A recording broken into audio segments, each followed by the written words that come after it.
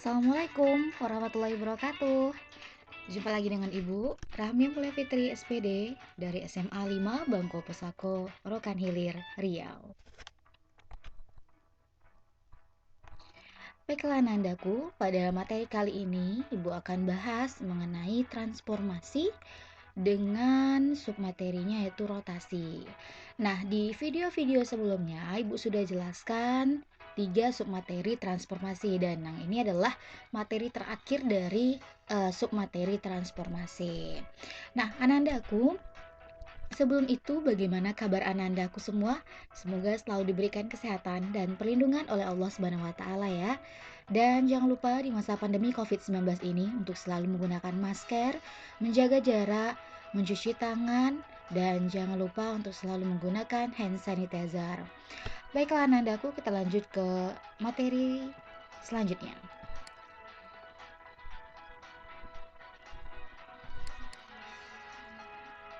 Nah, rotasi yaitu perputaran.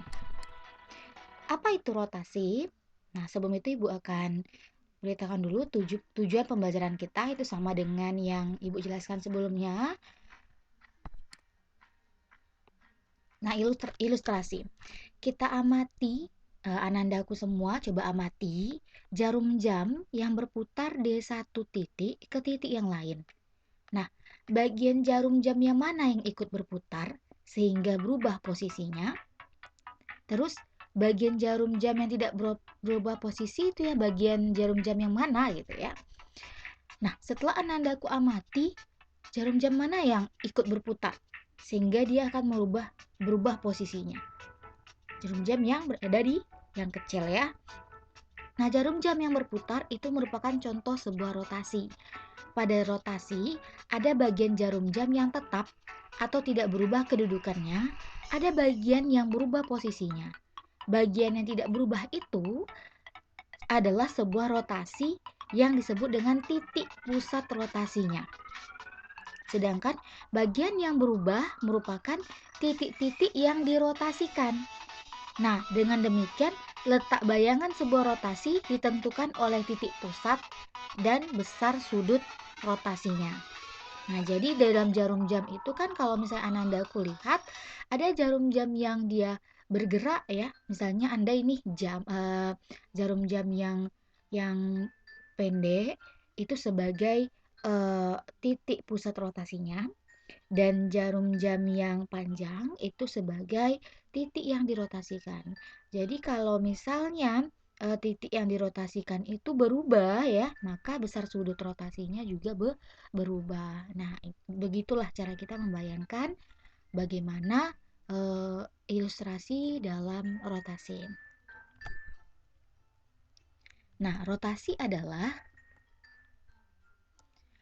rotasi 2D ya, rotasi 2D suatu objek akan memindahkan objek tersebut berdasarkan garis melingkar. Nah, untuk melakukan rotasi pada bidang XY diperlukan sudut rotasi theta dan titik rotasi atau pivot point atau kita sebut pakai bahasa Inggris itu pivot point yaitu XP, YP sebagai titik rotasi kita yang dimana objek tersebut akan dirotasikan. Nah, jika sudut rotasi tetanya itu positif, maka arah rotasi akan berlawan arah jarum jam. Ya, bisa dibayangkan ya. Jika sudut rotasinya itu negatif, maka dia ada arah rotasinya itu searah jarum jam. Nah, contoh ini ada titik A atau benda A dan pusat rotasinya berada di sini ya. Pusat rotasinya berada di sini. Ini titik A, rotasi sini ya. Maka ketika dia dirotasikan dengan theta positif, dia ke berlawanan arah jarum jam ya, maka si A tadi akan berubah letaknya menjadi A aksen. Nah, seperti ini. Nah, rotasi itu dibagi dua, yaitu rotasi dengan pusat 0,0. Nah, ya, rotasi dengan pusat 0,0 itu kita andaikan dalam sebuah koordinat ya. Nah, di sini diberikan titik A x, y. Lalu titik A ini rotasi dengan pusat di sini ya. Maka kita lihat, nah, V itu sudut posisi suatu titik dengan sumbu horizontalnya. Sudut posisi ini, titik ini dengan horizontal ya. Dan R itu adalah jarak antara titik pusat dengan titik konstannya tadi. Dan theta itu adalah sudut rotasinya. Nah, ini dia ketika dia digerakkan dengan sudut rotasi berapa gitu ya. Kalau di sini 30 derajat ini kemungkinan. Nah, maka si A akan berubah menjadi A aksen, yaitu X aksen, Y aksen. Sudah berubah. Nah, ini ditransformasi atau dirotasikan dengan sudut rotasi ini. Nah, gitu. Sehingga titik si A berubah menjadi A aksen. Nah, bayangan titik A, X, Y oleh rotasi dengan pusat 0 dan sudut putarnya theta adalah A aksen, X aksen, Y aksen. Dengan X aksennya yaitu X kali cos theta kurang Y kali sin theta. Atau Y aksennya itu X kali sin theta tambah Y kali cos theta. Nah, ini adalah rumus untuk menentukan nilai X aksen dan Y aksen pada rotasi dengan pusat 0,0. Atau kita dalam bentuk matriks dapat tulis seperti ini ya. Rotasi dengan pusat 0 dan sudut putar theta ditulis R 0, theta. Nah, contoh soal.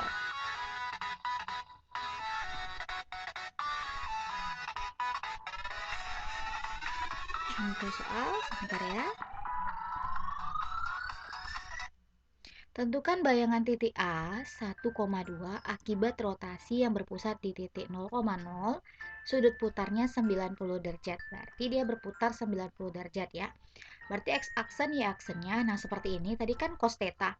Tetanya 90, berarti diganti 90. Cos 90, sin 90, min sin 90, dan cos 90 dikali XY.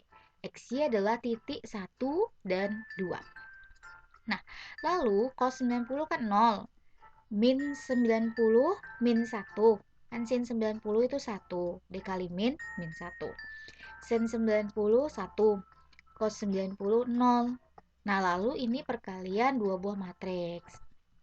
Sehingga dikalikan 0 kali 1, min 1 kali 2, lalu 1 kali 1 dan 0 kali 2. Sehingga X aksen Y aksennya adalah min 2 dan 1. Jadi bayangannya adalah A aksen min 2,1. Nah, begitulah cara menyelesaikan rotasi yang berpusat di titik 0,0. Yang kedua yaitu rotasi dengan pusat P, A, B. Nah, rotasi dengan pusat P, A, B dapat diperoleh dari rotasi dengan pusat 0,0 yang dilanjutkan dengan translasi PAB. Nah, contoh ini ada titik PXP ya. Titik PXP. Nah,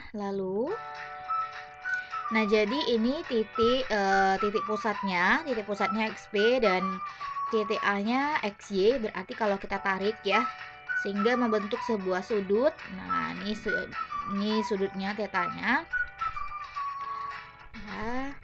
Nah, jarak antara titik pusat dengan A itu disebut dengan R atau jarak ya. Lalu dirotasikan dengan theta. Misalnya rotasinya 30 derajat, maka titik A akan berubah menjadi A aksen dengan titik pusatnya XP, YP. Nah, begitu. Rumusnya sebagai berikut dalam bentuk matriks ya. Kita berikan sebuah contoh. Saya tentukan bayangan dari bangun segitiga berikut. Akibat rotasi tetanya 30 derajat, pivot pointnya atau titik pusatnya itu 20,10. Berarti ini A, B-nya ya, si P-nya. Maka P-nya kita lihat di sini, P-nya itu bernilai 20,10. Q-nya bernilai 50,10. R bernilai 20,40. Nah, untuk titik P 20,10 kita masukkan ya, tetanya 30, setelah itu XY-nya 20,10 ya. Di sini kan tadi si P-nya 20,10. Dan si AB-nya 20,10 juga disubstitusikan begitu. Lanjut, cos 30 itu setengah akar 3, sin 30 itu setengah kali negatif, jadi negatif setengah, sin 30 setengah, cos 30 setengah akar 3. Kali, X-nya kan 20, pivot point-nya juga 20 tadi, berarti 20,20. 20 kurang 20, 10 kurang 10, berarti 00, 20, 10. P ini 20,10 dapat dari sini ya nak ya. Nah nih titik ini. Oke, setelah itu dikalikan. Kalikan sehingga hasilnya adalah 20, 10. Dan untuk Ki aksennya, untuk Ki 50,10 sama ya dengan tadi, XY-nya 50,10, pivot point-nya 20, 10. Nah, sama seperti tadi, sin dan cos-nya juga 30, maka kita selesaikan, dikalikan dapat hasilnya Ki aksennya 45,9 dan 25. Dan untuk R gitu juga. R berarti titiknya 20,40 ya. Di sini kita substitusikan 20,40 lalu dikurangi dengan pivot point-nya. Dapatlah X aksen, Y aksennya 5 dan 35,9. Nah, kalau kita buat gambarnya seperti ini jadinya perubahannya ya. Nah, yang warna ungu ini adalah apa namanya? Bayangan bangun segitiga yang telah dirotasi 30 derajat. Oke, sampai di sini bisa dipahami dengan baik ya materi tentang transformasi submateri rotasi. Dan di sini ada soal mengenai rotasi yang berpusat di titik 0,0 dan rotasi yang berpusat di P 1,3. Pivot point-nya 1,3 ya. Nah, anandaku, di sini jangan bingung, sudut putarnya pi. Pi itu bernilai berapa? 180 derajat. Setelah itu di sini ada sudut putarnya pi per 3, berarti 180 bagi 3 berapa?